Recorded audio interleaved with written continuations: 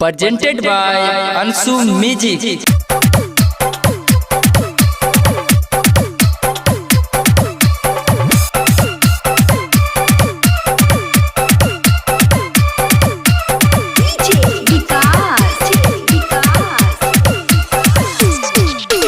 सुन के छौरी बावन गज के लहंगा दिलाई बउगे।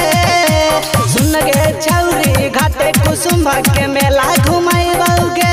हे गे लहंगा दिलाई बउगे। बाबा झनकर के डीजे बजा के तोरा खूबे नचाई बउगे। बाबा झनकर के डीजे बजा के छौरी खूबे नचाई बउगे।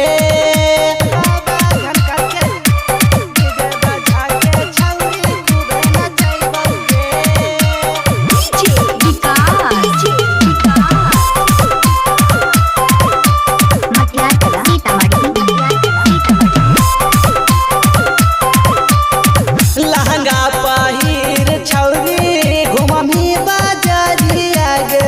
छौरा उड़ा दे लगतौ हमारी हाजरिया गे।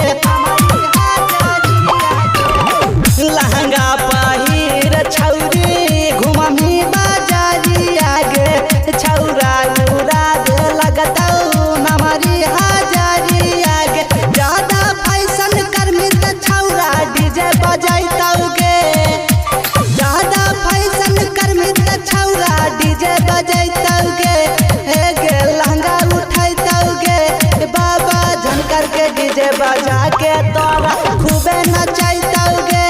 बाबा झनकर के डीजे बजा के छौरी खूबे नचैतौ गे। बाबा झनकर के डीजे बजा के छौरी खूबे नचैतौ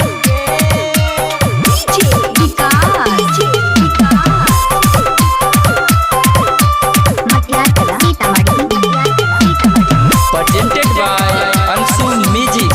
महेश दीवाना पूछो दिलवा के बतिया गे। संतोष अकेला यार बुझ परेशानिया गे। महेश दीवाना पूछो दिलवा के बतिया गे। संतोष अकेला यार बुझ परेशानिया गे। घाट कुसुम फुलवारी मार्केट से चूड़ी दिलाई बउगे। घाट कुसुम फुलवारी मार्केट से चूड़ी दिलाई बउगे। हे गे झुमका दिलाई बउगे। बाबा झनकर के डीजे बजा के तोरा खूबे नचई बउगे।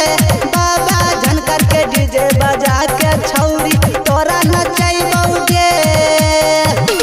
सुन के छौरी बावन गज के लहंगा दिलाई बउगे। सुन के छौरी घाटे कुसुम के मेला घुमाई बउगे।